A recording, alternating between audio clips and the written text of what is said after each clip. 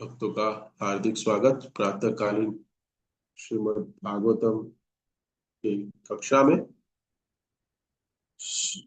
तो ये अंतिम चरण है।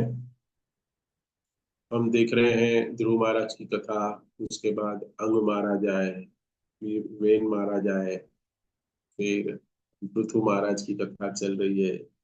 ये वंशावली के एक एक राजा ने कैसे प्रजा का पालन किया, कैसे प्रजा को परेशान किया, और ये एक से एक वाक्य हमारे सामने आ रहे हैं, हम सुन रहे हैं। ये जो कंटेक्स्ट है अभी जो हम आज चर्चा करने जा रहे हैं कि वेन महाराज के बाद जब पृथु महाराज का जन्म हुआ है, और महाराज जो पृथु है भगवान के शक्तवेश अवतार है, तो जिनका जन्म जो है वो धर्म की स्थापना के लिए है, कि आदर्श राजा कैसे राज करता है वो बता रहे हैं। तो महाराज पृथु 100 यज्ञ संपन्न करने वाले हैं, और 100 यज्ञ के लिए वो प्रेरणामृत वो प्रयत्न कर रहे हैं, वो जा रहे हैं, संपन्न करने जा रहे हैं, लेकिन इंद्र अलग अलग प्रकार से बाधाएं डाल रहे हैं। तो हम इसमें देखते हैं कि इंद्र बाधाएं डाल रहे हैं, तो पृथु महाराज इंद्र को मारने वाले थे, लेकिन फिर आखिर में देखते हैं हम निर्णय ये निकला है कि ब्राह्मण है, उन्होंने कहा कि हम मंत्रों का उच्चारण करके हम इंद्र को यहाँ उपस्थित करेंगे और उसकी आहुति दे देंगे। और उसी समय ब्रह्मा जी की उपस्थिति हुई। ब्रह्मा जी कहते हैं ऐसा मत करिए। ब्रह्मा जी वहां पे पृथु महाराज को उपदेश देना शुरू कर रहे हैं। इस श्लोक में जो आज हम पढ़ रहे हैं, यहाँ पे एक बहुत ही इम्पोर्टेंट कह सकते हैं हम लोग के उपमा दे रहे हैं कि इंद्र की जो ये करतूतें थी, और पृथु महाराज जो है उनको प्रजा पालक कह रहे हैं। प्रजापति के नाम से, भवम प्रजापते सत्वम विमुष्या स्वभवम प्रजापते सत्वम, तुम उपयुक्त। स जो यहाँ पे शब्दार्थ है उपयुक्त, तुम एकदम उपयुक्त, एकदम परफेक्ट राजा हो तुम, और प्रजा का पालन करने का तुम्हारा परफेक्ट, आप उसी के लिए ही उचित गुणों के साथ आपका आविर्भाव हुआ है, आप आए हो। प्रजापति, प्रजा जो प्रदेश में जन्मा है, कहते हैं जो जिस प्रदेश में जन्मा है उसको प्रजा कहते हैं। तो प्रजा में सब आते हैं, जितने भी जीव जंतु है, मनुष्य जानवर हो गए, पेड़ पक्षी, सब वो प्रजा में आ जाते हैं। और जो राजा है उसका कर्तव्य क्या है, क्योंकि उसकी जो भी प्रजा में है उसको संरक्षण प्रदान कर। जैसे हम देखते हैं शास्त्रों में वर्णन आता है कि भगवान रामचंद्र, और रामचंद्र के साथ विभीषण का भी वर्णन आता है। हम्म जब विभीषण लंका छोड़ के और रामचंद्र जी की शरण में आए थे, तो रामचंद्र जी ने शरण प्रदान की थी, और रामचंद्र जी ने सभी से सलाह मशवरा किया था कि क्या करना चाहिए। तो अलग अलग लोगों ने अलग अलग मत दिए, सबके अपने मत है, लेकिन जब हनुमान के पास गए तो हनुमान ने क्या कहा कि हनुमान ने क्या सुझाव दिया कि नहीं, हम विभीषण को हम शरणागति दे सकते हैं, हम प्रदान करेंगे। और वहां पे हम देखते हैं कि भगवान रामचंद्र जी को पूछा कि ये जो विभीषण है वो रावण का भाई है, उसको आपने शरणागति प्रदान की, और आपने उसको पूरी लंका का राज्य दे दिया। अंत में हम देखते हैं, तो अगर आपके पास रावण अगर शरणागति लेके आता, शरणागति के लिए आ जाता, अगर रावण आ जाता तो आप क्या करते? आपको पता है रामचंद्र जी ने क्या कहा था? रामचंद्र जी ने कहा था कि मैंने विभीषण को तो अयोध्या ये दे दिया था और लंका दे दी, अगर रावण मेरे पास आ जाता तो मैं उसको अयोध्या दे देता, मैं अयोध्या दे देता। ये कितना, जैसे अभी ये जब मैंने बोला ना तो भी गूज़बम्प आ गए कि ये ये हो ही नहीं सकता है कि ये भगवान की करुणा है, कृपा है, भगवान इतने। अभी कोई कहता है देखो क्या बारिश गिर रही है बम्बई में, पूरे जगह पे बारिश, पानी पानी फैला हुआ है। हाँ, लोग परेशान है, अभी ट्रेन बंद हो जाएगी, कितनी सारी आपत्ति आती है, भगवान क्या कर रहे हैं? प्लेन क्रैश हो गया, हेलीकॉप्टर गिर गया, क्या क्या नहीं हो रहा है, तो भगवान की करुणा कहाँ गई? लेकिन देखिए यहाँ पे भगवान कितने करुणामयी है और कितने सबको प्रेम करने वाले, लेकिन प्रॉब्लम क्या है कि हम प्रेम नहीं करते, आदान प्रदान करने वाले। तो भगवान रामचंद्र जी ने कहा कि मैंने विभीषण को संरक्षण प्रदान किया और रावण को भी मैं संरक्षण प्रदान करूंगा। ये एक आदर्श राजा का गुण है, जो भी संरक्षण में आता है उनको सुरक्षा प्रदान करना, शरणागति अगर कोई देते। एक बहुत सुंदर कथा है मयूर ध्वज, आपने नाम सुना होगा, राजा मयूर ध्वज। तो मयूर ध्वज एक राजा थे जिसके उनकी परीक्षा लेने के लिए स्वयं भगवान आए थे, परीक्षा लेने के लिए स्वयं भगवान। तो भगवान एक ब्राह्मण के वेश में आए थे और मयूर ध्वज राजा से कहते हैं समक्ष खड़े होके कि मेरा जो बालक है, मेरा जो पुत्र है, उसने एक अघोरी ने उसको किडनैप कर लिया, उसको बंदी बना लिया है। मेरा मेरा बेटे को लेके चला गया वो अघोरी, और वो क्या कह रहा है, तो वो उसका उसका रैंसम मनी, उसको कुछ चाहिए, उसको क्या डिमांड क्या है उसका, तो क्या डिमांड है कि जो आपके राजा है, जो मयूर ध्वज राजा है, उनके शरीर का आधा हिस्सा मुझे चाहिए। बताइए, आधा हिस्सा मुझे चाहिए, और वो भी ये जो आधा हिस्सा है वो उनकी पत्नी और पुत्र काट के देंगे। बताइए, ये ऐसी अघोरी ने इच्छा की है, मीन्स उसने ऐसी डिमांड की है, तब मेरा पुत्र को छोड़ेंगे वो। और इसके ऊपर और आगे देखो परीक्षा भी कैसी है। पहले तो आधा शरीर राजा का, राजा कहेगा तेरी क्या वैल्यू है तेरे बेटे की मेरे सामने, मैं राजा पालक हूं मैं। हाँ, मैं सबका संरक्षण देने वाला हूँ, एक बेटा चला गया तुम्हारा क्या फर्क पड़ता है, दूसरा पैदा कर लो। लेकिन राजा ने क्या कहा, और हाँ, और एक कंडीशन, पहला तो तुम्हारा आधा शरीर चाहिए राजा का, उसके बाद वो काटेंगे कौन, उसके पति और उसकी पत्नी और उसका पुत्र, और प्लस जिस समय वो काटते होंगे आपको, आप चीखने नहीं चाहिए, आवाज नहीं आनी चाहिए। और मयूर ध्वज राजा ने डिनाई कर दिया, क्या किया, ये सब नहीं होगा, जाओ निकल जाओ यहाँ से, ऐसा नहीं किया। मयूर ध्वज महाराज रेडी हो गए, ठीक है, आपकी पुत्री, आपका पुत्र अगर बचता है और वो जो किडनैप करने वाला अघोरी है वो अगर आपको दे देता है पुत्र, तो मैं बलिदान देने को तैयार हूँ, क्योंकि मेरा मेरा कर्तव्य आपका, आपको संरक्षण देना, क्योंकि आप मेरे संरक्षण में हैं, आप शरणागति से मेरे पास आए हैं। मयूर ध्वज कहते हैं कि प्रजा का रक्षण करने के लिए मेरे शरीर का भी उपयोग करना पड़े, मैं ये करने को तैयार हूं। तो जब राजा मयूरध्वज को बलि के लिए मैं जो काटने ही वाले थे, हाँ, तो वहां स्वयं भगवान प्रकट हो गए, अपना ब्राह्मण का रूप चेंज करके स्वयं भगवान प्रकट हो जाते हैं और उनकी प्रशंसा करते हैं। और तब पूरा वाक्य पता चलता है, और पूरे पूरे पूरी प्रजा में वो मयूरध्वज राजा का मान और बढ़ जाता है।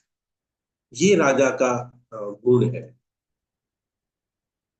आजकल हम समाज में देखते हैं कि ऐसे राजाओं का मिलना, अरे मिलना क्या, सोचना भी मुश्किल है। आप तो सोच भी नहीं सकते, हम सोच ही नहीं सकते, क्योंकि ऐसे आदर्श राजा जो ऐसे धर्म की स्थापना के लिए अपना शरीर छोड़ दे, कलयुग में भी हुए हैं ऐसे राजा, आप ऐसे मत सोचिएगा। कलयुग में भी कुछ राजा ऐसे हुए हैं, छत्रपति शिवाजी महाराज, संभाजी महाराज, हम्म, और पृथ्वीराज चौहान जी, और गुरु गोविंद सिंह जी। उन्होंने अपने खुद के बच्चों की, अपने खुद के वंश की कुर्बानी देके रक्षा की है, अपने धर्म की रक्षा करने के लिए, प्रजा की रक्षा करने के लिए अपना बलिदान दिया है। लेकिन आजकल जो ये समाज है, ये जो दिख रहे हैं राजा उनके संरक्षण में, वो सब लोग अवैध कृत्य कर रहे हैं। आजकल समाज में जो हमारे आदर्श कौन है, राजा नहीं है हमारे, हमारे आजकल हमारे आदर्श कौन है, सेलिब्रिटी, वो लोग हैं हमारे, जो मांसाहार करना, नशा करना, उन सब का प्रचार कर रहे हैं। आजकल की जनरेशन उनके पीछे है। आप देखिए, मुझे तो अभी भी समझ में नहीं आ रहा है कि जीता, वो कप जीत गए, वो भी कोई वर्ल्ड कप नहीं था, और लाखों की तादाद में लोग जा रहे हो सेलिब्रेशन में पार्ट लेने के लिए, और लोग मर रहे हैं। ये ये अज्ञान है।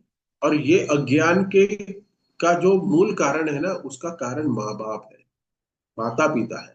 क्योंकि उन्होंने उनको द रियल जो एसेंस है, जो जो शरीर का, जो मनुष्य जन्म का उद्देश्य है, वो नहीं बता पाए, और ऐसे तरीके से अपना जीवन गंवा दिया। एक बहुत सुंदर स्टेटमेंट आया था कि अगले साल भी आईपीएल आएगा, लेकिन क्या ऐसे जो 11 यूथ मर गए वो वापस आएंगे?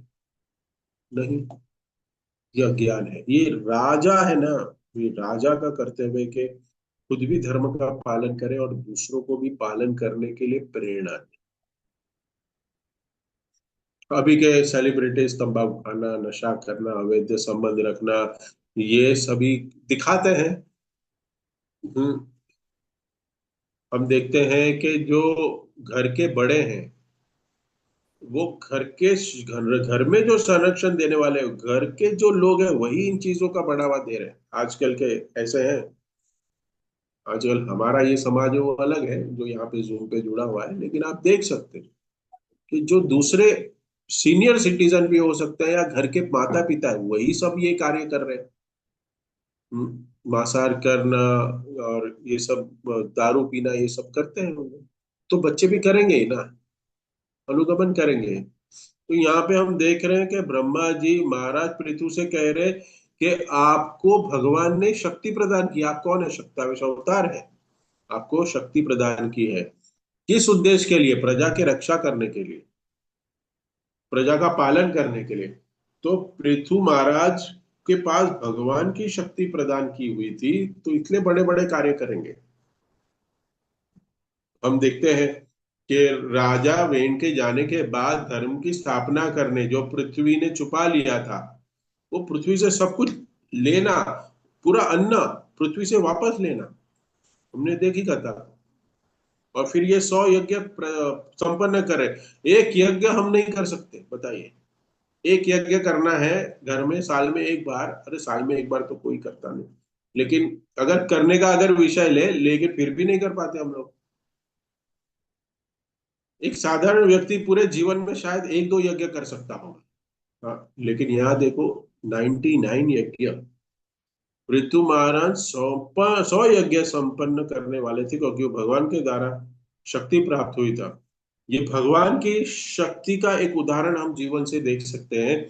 जैसे कोई व्यक्ति है, वो बहुत अच्छा गाता है, समझो, तो उसको अहंकार आ जाता है, कि मेरी शक्ति है कि मैं बहुत अच्छा गाता हूँ, मैं बहुत अच्छा प्रवचन देता हूँ, मैं अच्छा कीर्तन करता हूँ, ये ऐसा अहंकार आता है। लेकिन वास्तव में अगर हम इसको गहरी तरीके से सोचेंगे, ये जो उसका गुण है, यही उसके मनन का कारण है। ये गुण क्या है? पिछले जन्म में उसकी इच्छा रही होगी कि मुझे बहुत अच्छा गाना है, उसकी इच्छा रही होगी, इसके लिए भगवान ने उसको वो गुण दिया है। तो अगर हम इसको इस तरह के समझेंगे कि भगवान की शक्ति ये भगवान ने दी है, तो ये बंधन का कारण नहीं बनेगा। आप समझ रहे हैं? तो हम देखते हैं कि भगवान की शक्ति तो है, हाँ, भगवान के एक छोटे से जीव में भगवान इतनी शक्ति प्रदान करते हैं, इतनी शक्ति देते हैं, छोटे से जीव के पास शक्ति है। और यहाँ पे तो पृथु महाराज स्वयं भगवान के साक्षात 27वें अवतार है, तो उनके पास कितनी शक्ति है। तो क्या पृथु महाराज स्वयं भगवान के अवतार है, तो इंद्र को नहीं डिफीट कर सकते? प्रश्न उठता है। कर सकते हैं, लेकिन यहाँ धर्म की एक बड़ी स्थापना होने जा रही है आज। एक एक हम गुह्य एक हम तात्पर्य में जो प्रभुपाद लिख रहे हैं, इसका बहुत बड़ा गुण हम आज समझने जा रहे हैं कि आपका कर्तव्य, ब्रह्मा जी कहते हैं कि आपका कर्तव्य क्या है, कि आपका धर्म का पालन करना आपका कर्तव्य है। इंद्र नहीं कर रहा है, लेकिन आपको करना पड़ेगा। तो राजा जो है वो कैसे देखेगा कि धर्म का पालन हो रहा है कि नहीं हो रहा है? राजा कैसे देखेगा? इसलिए पहले समाज में पद्धति होती थी कि जो घर के पुरुष होते थे उनको बचपन में गुरुकुल में ट्रेनिंग दी जाती थी।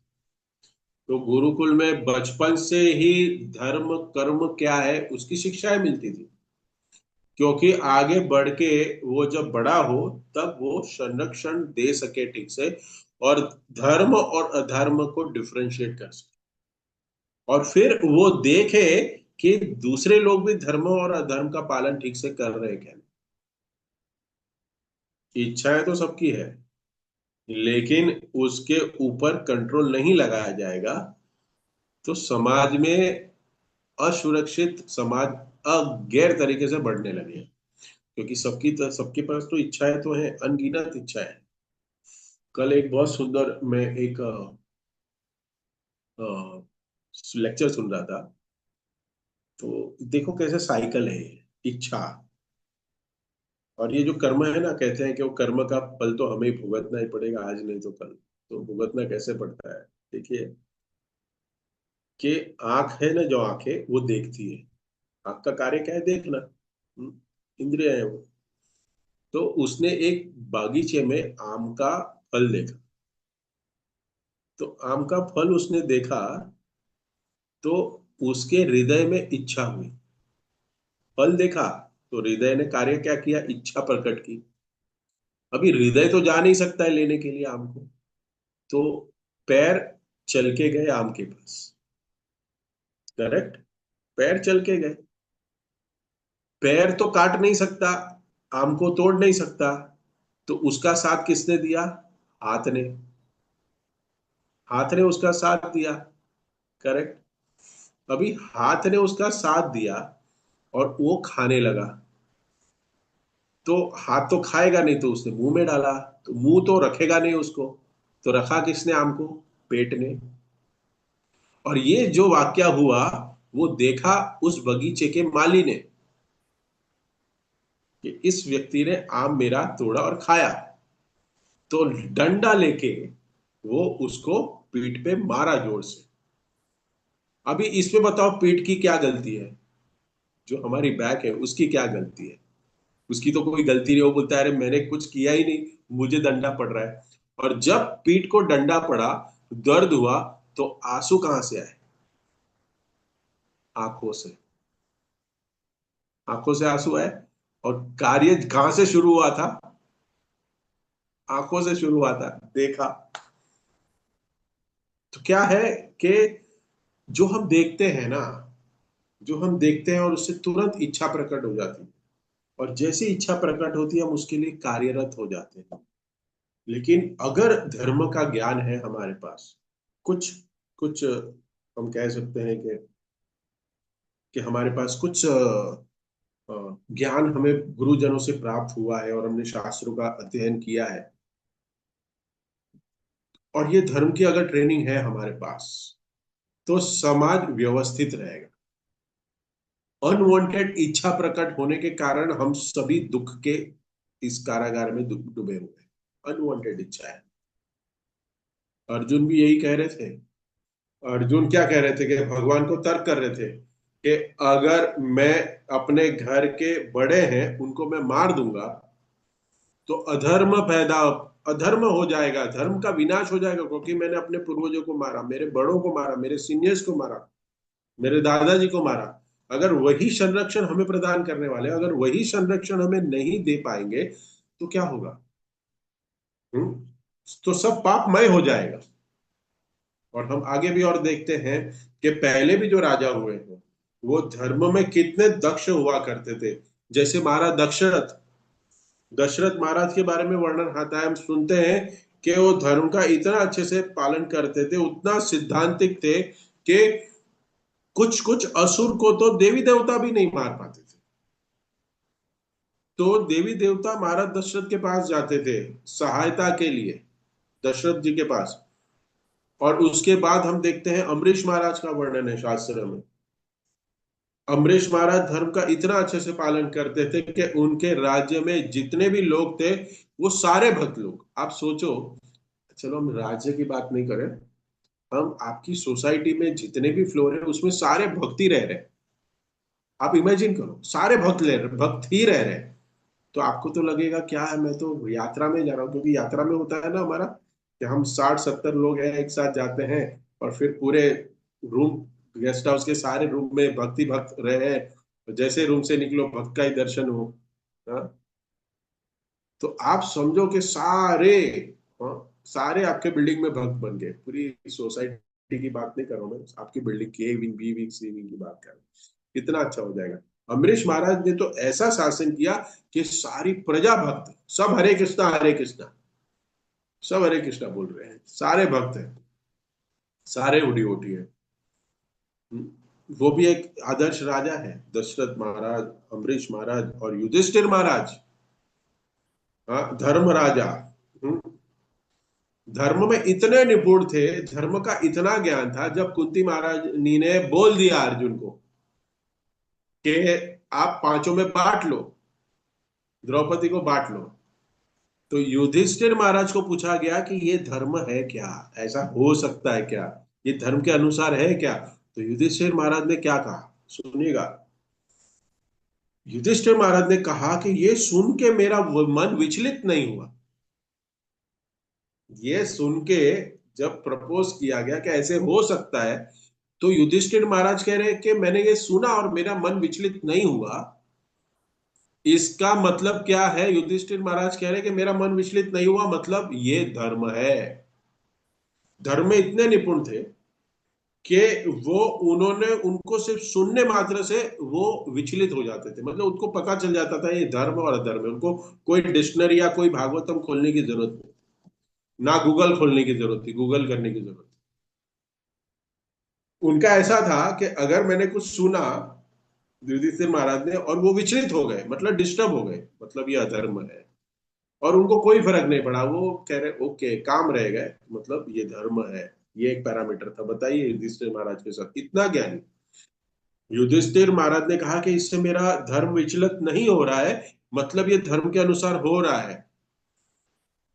पहले हमने कहीं एग्जाम्पल ऐसा देखा नहीं है कि जहां पे एक स्त्री के 5 पति हैं, एक पुरुष की 5 पत्नियां हो सकती है, ऐसा देखा है, लेकिन उसका उल्टा नहीं देखा है। लेकिन बाद में वेदव्यास महाराज, वेदव्यास ऋषि आके क्या कहते हैं, इसकी पुष्टि करते हैं। वेदव्यास बताते हैं कि पिछले जन्म में द्रौपदी ने शिव जी से 5 बार पति मांगे थे, और शिव जी ने तथास्तु कह के उनको प्रदान करने का वादा किया था। इसके वजह से इस जन्म में 5 पति प्राप्त हुए हैं। रामायण और जो महाभारत है ना, ये इतने महत्वपूर्ण ग्रंथ है हमारे लिए, समझने के लिए, धर्म की स्थापना करने के लिए, कि जब तक, कहते हैं इस संसार में, इस कलयुग में, कलयुग नहीं, हम पूरे युगों का बात करेंगे, पूरी इस मटेरियल वर्ल्ड की बात करेंगे, कि जब तक महाभारत और रामायण और श्रीमद् भागवतम के ग्रंथ है, शास्त्र है, तब तक समाज में धर्म का पालन होगा। 100% नहीं, लेकिन कुछ लोग करेंगे, नियमित रूप से अगर अध्ययन करेंगे तो धर्म का पालन करने वाले लोग हैं और करेंगे। गांव में क्या होता है बताइए? गांव में जरूरतें ही कम है, आजकल बढ़ गई है क्योंकि सोशल मीडिया पहुंच गया है, इसके लिए उन लोग भी सब ज्यादा प्रॉब्लम में आ गए हैं, अभी कुछ वैसे होता नहीं है, लेकिन पहले होता था ऐसा। हर रोज शाम को पाठ करते थे। 2 रोटी और इतना सा खाने को जो मिल गया, उसके बाद बस जितना आज पेट भर गया, बस कल की चिंता नहीं, अवश्य रक्षी माँ। उस भगवान के पूर्ण सरेंडर थे। ऐसे नहीं कि मुझे हार्ट अटैक हो गया तो मेडिक्लेम कौन भरेगा, पैसा कौन भरेगा, मेरा एक्सपेंस कौन करेगा। उनको कोई टेंशन नहीं, हार्ट अटैक आ गया मर जाएंगे हरे कृष्णा बोल के, भागेंगे नहीं इधर उधर। तो वहां पे धर्म की स्थापना के लिए उन लोग सब लोग शास्त्रों को पढ़ रहे थे, धर्म इसलिए पता था सबको। और हम देख रहे हैं कि आज समाज में अगर कोई सीनियर ने, कोई पिता ने अपने बेटे को कुछ बोल दिया, टीचर ने अगर स्टूडेंट को बोल दिया स्कूल में, हम्म, तो क्या होगा आज आज के जमाने में, अरे बहुत बड़ा बड़ा प्रॉब्लम हो जाएगा। लेकिन तभी उस समाज में पहले अगर पिता ने पुत्र को कुछ बोल दिया है, गुस्सा कर दिया है, डांट दिया है, तो वो याद करते थे कि रामचंद्र जी ने तो वनवास, पिता के वजह से 14 साल वनवास का एक्सेप्ट किया था। तब रामचंद्र जी ने प्रतिकार नहीं किया, तो मैंने तो कुछ सुन लिया है, मुझे तो घर से बाहर नहीं निकाला है। तो रामायण महाभारत भागवतम का, शास्त्रों का पढ़ते हैं तो समाज में क्या होता है, लोगों के आचरण सुधरते हैं, धर्म के पालन करते हैं। लेकिन आजकल के समाज में ऐसा नहीं है। आप अमेरिकन कंट्रीज में जाइए, अगर टीचर ने बच्चे को कुछ बोल दिया तो अगले दिन बंदूक लेके आता है, बंदूक से गोली मार देता है। हुआ है ऐसा, मार देता है। बताइए। तो धार्मिक ग्रंथ है, जो शास्त्र है, उसका पठन करना और दूसरों को देना, पठन करवाना, वो बहुत जरूरी। और खास करके जो घर के वरिष्ठ जन है, वरिष्ठ भक्त लोग हैं, जो सीनियर सिटीजन है, उनकी पूरी जिम्मेदारी है कि अपनी नेक्स्ट जनरेशन को अच्छे से शास्त्रों के बारे में बताए और उनका जीवन बहुत सुमधुर बनाए, भक्तिमय बनाए। बहुत जरूरी है। ब्रह्मा जी पृथु महाराज से कह रहे हैं यहाँ पे कि जो तथा कथित धर्म है, अभी अभी लोगों को लग रहा है कि हम धार्मिक है। हाँ, यहाँ पे खाटू श्याम, पता है खाटू श्याम नाम सुने? लास्ट वीक में मुझे एक व्यक्ति मिला। Yes sir. मैं बोला थोड़ा आइए, मंदिर आइए। हम जाते हैं ना खाटू श्याम। क्या करते हैं, हम जाते हैं खाटू श्याम। बोला जाते हो मतलब क्या करते हो? नहीं, दर्शन करके आते हैं। मैं बोला वो तो पिकनिक है आपकी, आपको आपकी वो पिकनिक है। भगवान के लिए क्या करते हो, अपने लिए क्या करते हो? दर्शन करना उचित नहीं है उतना, वो आपके लिए प्रभावशाली नहीं है आपके लिए, और करना पड़ेगा। एक व्यक्ति मुझे बता रहे थे, एक भक्त हमारे, जगन्नाथपुरी में कोई वीआईपी गए, उनके रिलेटिव ऐसे कोई गए। तो ये भक्त ने, जो उधर के पंडा थे, जगन्नाथपुरी गए, तो उनको बताया कि कुछ हमारे गेस्ट आ रहे हैं, उनको दर्शन करा दो। तो जब वो व्यक्ति दर्शन कर रहे थे, तो फोन पे थे अंदर, दर्शन के टाइम पे फोन अंदर लेके जाने दे दिया, देखो बड़े लोग हैं। तो कह रहे क्या कि वो बीच का समय क्या है, बीच में कब जाना है, मंदिर के अंदर खड़े हैं जगन्नाथपुरी मंदिर में, और बीच में जाना है, नहाना है, उसकी चर्चा हो रही है। और ये क्या कह रहे हैं लोग, इन लोग अपने आप को, हम धार्मिक हैं, हम जगन्नाथपुरी दर्शन करने जा रहे हैं। कोई नहीं है धार्मिक। हाँ, ये सब लोग पिकनिक मनाने जाते हैं, छुट्टियां मनाने जाते हैं, लेकिन उसके साथ साथ थोड़ा धर्म की आड़ ले लेते हैं। गलत कार्य है ये, गलत धर्म है। तो ये क्यों नहीं कर रहे हैं? क्योंकि इनको अपने सीनियर जो है, उनके माता पिता ने भी यही किया होगा। क्या करें। हाँ, तो ये तथाकथित धर्म है, ये पहले से है। इंद्र जो है, इंद्र स्वर्ग का राजा है यहाँ, लेकिन उसको भी अपनी पदवी का डर है, अधर्म कर रहा है वो, ऐसे कृत्य कर रहा है, देखिए, जो धर्म के अनुसार नहीं है कर रहा है वो। और ऐसा हमेशा रहा है, ये कलयुग में नहीं है, ये जो कथा चल रही है उस युगों में भी चल रहा है, युगों युगों से चल रहा है, देख रहे हैं। और जो राजा रहते हैं, राजा की कर्तव्य रहते हैं, वो अधार्मिक कृत्य को रोके और साम दाम दंड भेद से प्रजा का पालन भी ये भी करे, उसको दंड भी दे और बाद में पालन भी करे। जो आवश्यक वस्तुएं हैं उसको रोके, जिस पद्धति से रोक सकते हैं रोके। एग्जाम्पल देता हूं मैं भक्ति विनोद ठाकुर का। भक्ति विनोद ठाकुर ने अपने समय पे असंप्रदाय, हाँ, अपने आप को भगवान के अवतार बन के वेदों का खंडन कर रहे थे, शास्त्रों का खंडन कर रहे थे कि मैं ही भगवान हूं। लेकिन ये राजा का कर्तव्य है। किसका कर्तव्य है? राजा का कर्तव्य, लेकिन कर नहीं रहे राजा। राजा कर रहा है क्या? नहीं कर रहा है, तो ये कार्य करेगा कौन? ये हम जैसे वैष्णव करेंगे। अगर संस्था या ये जो राज्य है, ये जो जो समाज है, वो धर्म के अनुसार नहीं चल रहा है और राजा भी नहीं कर रहा है। लेकिन यहाँ पे हम देख रहे हैं कि यहाँ पे राजा ने, भक्ति विनोद ठाकुर ने उस राजा को नहीं रोका, ऐसे खंडन नहीं किया इन लोगों का। लेकिन भक्ति विनोद ठाकुर ने इनका बहुत बड़ा अपोज किया, उनका खंडन किया, ऐसे लोगों को जो अपने आप को आपको भगवान बता रहे थे। तो ये वैष्णव का सबसे बड़ा गुण है कि वैष्णव दुख देख के, दूसरों का दुख देख के खुद भी दुखी होते हैं, पर दुख दुखी। वैष्णव का गुण है ये यहाँ पे आ रहा है कि आपको राजा को करना पड़ेगा, लेकिन हमारे इस समाज में अभी कोई राजा ऐसा कर नहीं रहा है। तो आप सबको, हम सबको राजा बन के अपने कर्तव्य को निभाना पड़ेगा। भक्ति विनोद ठाकुर ने किया ये चीज। इसके बारे में एक हम कहते हैं कि यहाँ पे वर्णन आ रहा है तात्पर्य में कि राजा पृथु जो है वो इंद्र से स्पर्धा कर रहे थे। यहाँ आया है कि स्पर्धा करने के लिए रोकिए, मत मत करिए, आप उससे मत लड़िए, ये अननेसेसरी कंपटीशन मत करिए, आप बोल रहे हैं। ये स्पर्धा नहीं करनी चाहिए, यहाँ आ रहे हैं। क्योंकि यहाँ पे क्या हो रहा है कि पृथु महाराज राजा है और राजा का उद्देश्य धर्म की स्थापना करना है। राजा का उद्देश्य 100 यज्ञ करना नहीं है। सुन लीजिए, ये प्रतिस्पर्धा में अनवांटेडली, इसके लिए गुरु आके कह रहे, ब्रह्मा जी कह रहे, अपना असली उद्देश्य भूल गए। समझ रहे हैं आप लोग? असली उद्देश्य भूल गए। ब्रह्मा जी वहां आके उनको याद दिला रहे तुम्हारा कर्तव्य क्या है। ऐसे पहले भी हुआ है कि लोग प्रतिस्पर्धा में लगे हैं और अननेसेसरीली अपने जीवन में दुख का आगमन कर रहे हैं। Unnecessary competition.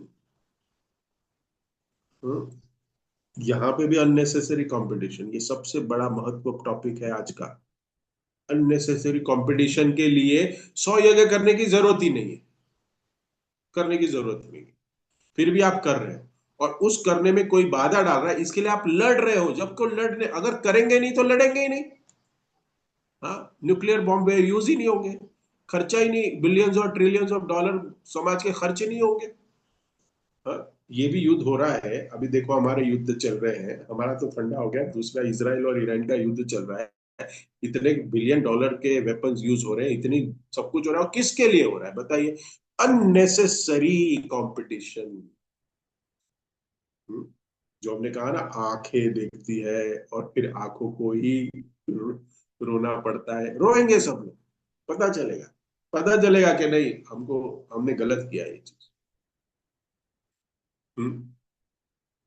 तो हमें ये देखना चाहिए कि यहाँ पे जो हम अननेसेसरी हमारी कंपटीशन, हमारी जरूरतों को बढ़ाए हैं, उसको रोके, और जो कार्य भक्ति में प्रेरणा देने वाला है वही करे। वही ब्रह्मा जी यहाँ आके, पृथु महाराज स्वयं भगवान के शक्तिवश अवतार है, फिर भी उनको समझाने के लिए मत करे, not needed. 99 you did it, okay fine. एक के लिए भी आप, और आप लड़ किससे रहे? भगवान को कह रहे हैं कि आप ही तो हो, किसके दाता? अभी वो जो आप इंद्र, इंद्र को किसने बनाया? स्वर्ग का राजा, और सारे देवता उसके अंतर्गत। तो आप अपने ही दिए हुए पोस्ट वाले के साथ आप वैर कर रहे हैं, जरूरत ही नहीं है, मत करिए। डोंट डू इट, आप यज्ञ मत करिए। 99 यज्ञ किया बस, जरूरत ही नहीं है चीजों। ऐसे बहुत सारे कार्य हमारे भक्ति में भी जो हमें करने की जरूरत नहीं, लेकिन हम उस भक्ति के कार्य को समझ बैठे कि नहीं, इससे हमारी भक्ति बढ़ेगी। आप समझ लीजिए। और हम करते रह रहे, करते रह रहे, करते रह रहे, जबकि उसे कोई हमें लाभ मिल नहीं रहा है, लेकिन फिर भी वो कार्य कर रहे हैं। बहुत सारे ऐसे कार्य हो सकते हैं। विश्वामित्र मुनि और वशिष्ठ मुनि के बीच में भी कंपटीशन था, वो पता है? विश्वामित्रा जी और वशिष्ठ मुनि, त्रिशंकु, एक स्टोरी है ये। त्रिशंकु को स्वर्ग जाना था, तो वशिष्ठ मुनि ने रोक दिया। वशिष्ठ मुनि ने रोक दिया था त्रिशंकु को, आप नहीं जा सकते सर। तो किसने भेजा उसको? हम्म। और भेजा विश्वामित्र जी ने, और बाद में स्वर्ग में जाके त्रिशंकु को दंड भोगना पड़ा, बताइए। ये बहुत बड़ी कथा है थोड़ी, लेकिन आपको बता रहा हूँ ये चीज। ये काउंसिलर ने मुझे दीक्षा नहीं दिलाई, तो दूसरे के पास जा रहे हैं वहां से दीक्षा मिल जाती है तो और उसके बाद में फिर हमें दंड मिलता है, प्राप्त होता है। तो प्रतिस्पर्धा में नहीं पड़ना है, सबसे इंपॉर्टेंट ये श्लोक है। अननेसेसरी कंपटीशन, जो उद्देश्य हमारा उसको पूरा करें। तो हम इस सब एग्जाम्पल से हम देख सकते हैं कि शुरू से समाज में ऐसी धर्म की स्थापना के लिए अलग अलग कष्ट लिए हैं, जो हमने बहुत सारे उदाहरण लिए। राम जी ने लिया, राम जी को वनवास जाना पड़ा। सीता मैया को उनकी अग्नि परीक्षा देनी पड़ी। वापस आने के बाद वापस जब युद्ध लड़के आप जब आए, तो धर्म की स्थापना करने के लिए सीता देवी को वाल्मीकि की मुनि के आश्रम में जाना पड़ा। कितने कष्ट लिए उनको भी, ये भी कष्ट ही है। ऋतु महाराज को सबसे बड़ा कष्ट क्या होगा बताइए? ये कष्ट है। आपने 100 यज्ञ करने का पूरा प्रति ये ले लिया, आपने अपने भाव लिया है, 99 कर दिया आपने, और एक बचा है और आपको रोक दिया जाए, you can not do it. आप समझो, आपका पैसा लगा है, आपका पूरा जो कह सकते हैं समय दिया है, आपने इच्छा की है, प्रभु जी मैं क्यों नहीं करूं, मैं सही हूं, वो इंद्र गलत है, प्रभु जी मुझे आप डांट रहे हो। बोल सकते थे ब्रह्मा जी, इंद्र गलत कर रहा है और तुम मुझे बोल रहे हो, I am going to do it. नहीं बात, हम तो यही स्टॉल लगाएंगे, हमारा जो भी हो हम यही सेवा करें, जो भी है, हम यही करेंगे हाँ। ये जब तात्पर्य पढ़ते हैं ना, तो बहुत कुछ, इसलिए मैं बार बार कहता हूँ कि शास्त्र को पढ़े, तात्पर्य को पढ़े, और उसको है ना मनन करे, और इसमें अपने को क्या प्रैक्टिकल नॉलेज मिलता है उन्हें। यहाँ पे इंद्र गलत है 100%, आपके जीवन में मेरे जीवन में भी हुआ है। सेवा करते समय, प्रभु जी मैंने क्या गलत किया, वो गलत है, देखो वो उस रूल को तोड़ रहा है, I am doing my service perfectly, but you are still shouting at me, I don't want to do service. भाग जाते, नहीं करने, करो यहाँ पे देखो, इंद्र को नहीं रोक रहे, ब्रह्मा जी आके इंद्र को नहीं रोक रहे हैं। और पृथु महाराज कह रहे मैंने इतना इन्वेस्टमेंट किया बिलियंस ऑफ डॉलर का, अब मैं राजा हूं, मैं इंद्र के सामने हार जाऊंगा, मेरी प्रजा के सामने क्या इज्जत रह जाएगी प्रभु। But still he is accepting. धर्म की स्थापना के लिए शुरुआत से लोगों ने मान की भी कर कुर्बानी दी है। धन की हो तो छोड़ो, मान की कुर्बानी यहाँ सबसे बड़ी है, मैं जो समझ पा रहा हूँ। I hope I am not wrong. ये नहीं हो सकता, थोड़ा सा तो कर दो प्रभु जी, हो गया है, पूरा प्रोजेक्ट हो गया, बस इतना सा करना है, एक यज्ञ करने दो, खत्म। नहीं नहीं, आप नहीं कर सकते, रुक जाओ। कोई कहेगा तो फिर स्टार्ट ही क्यों करने दिया, आपको पता था ना 19 अब 100 करने वाला हूं, पहले ही रोक देते, मेरा इतना पैसा बच जाता, मेरा समय बच जाता मेरा। हाँ, धर्म की स्थापना के लिए भगवान अर्जुन ने अभिमन्यु को खोया। हाँ, देखिए, द्रौपदी का वस्त्र हरण हुआ, उसका भी प्रयास हुआ। हरिदास ठाकुर को 22 बाजारों में कोड़े से मारा गया, वो भी एक्सेप्ट किए उन्होंने।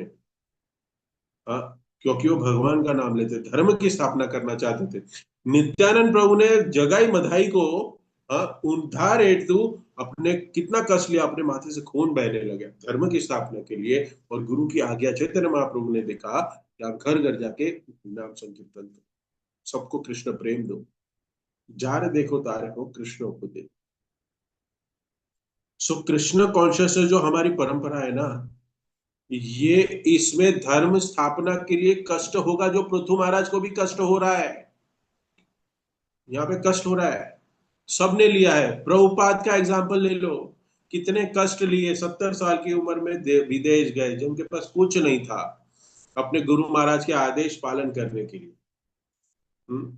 कितनी समस्याओं को झेला उन्होंने, शारीरिक समस्या, आर्थिक समस्या, मानसिक समस्याएं प्रभुपाद को भी आई। प्रभुपाद रात भर जग रहे हैं, पुस्तकें लिख रहे हैं। हाँ, प्रभुपाद पुस्तकों में उसके माध्यम से प्रचार हो इसके लिए लिख रहे हैं। इस कृष्ण भावनामृत आंदोलन में कैसे झूमे शुरू हुआ, हम जानते हैं, कितना स्ट्रगल किया। तो ये शुरुआत शुरुआत में कितनी स्ट्रगल किया है, या कितना धर्म की स्थापना के लिए हमारे आचार्यों ने कितने बलिदान दिया है। यहाँ पृथु महाराज भी बलिदान दे रहे हैं, क्या करके, अपनी गुरु की, ब्रह्मा जी की बात सुन के धर्म की स्थापना कर रहे हैं आप, कि नहीं आप नहीं कर सकते, आप रहने दीजिए, सौमत यज्ञ का। और आगे के अभी 3 श्लोक आएंगे जिसमें पृथु महाराज मान जाएंगे, और ये अध्याय का अंत होगा, चतुर्थ बाद में 28 अध्याय शुरू होगा। तो ये बहुत जरूरी है, इसमें अंतर्गत बहुत सारे गुह्य ज्ञान है तात्पर्य में, प्रभुपाद के और श्लोक में, जिससे हमें ये पता चलता है कि हम किस स्तर पे भक्ति कर रहे हैं, हमें किस स्तर पे जाना है। जो हम भगवत धाम की बात करते हैं, भगवत धाम जाने की हम चर्चा करते हैं, हम यही प्रार्थना करके हम सभी एक दूसरे को यही कहे कि हम ज्यादा से ज्यादा भक्ति में लगे रहें, और अपनी क्षमता से बियॉन्ड, जो क्षमता है मैं तो करेंगे ही सब जो क्षमता है, लेकिन बियॉन्ड द क्षमता, हमारी जो जो क्षमता है भक्ति करने की, बियॉन्ड अवर कैपेसिटी। ये डिवोशन वर्ड ही ऐसा है। Devotion means do something beyond your capacity, that is called devotion. तो ये करके हम इसी श्लोक को मैं यहाँ विराम देता हूँ। किसी कोई भक्त का करेक्शन है, टिप्पणी है, प्रश्न है तो पूछ सकते हैं। मेनली करेक्शन है तो भी कर सकते हैं, कमेंट प्लीज। हरे कृष्ण।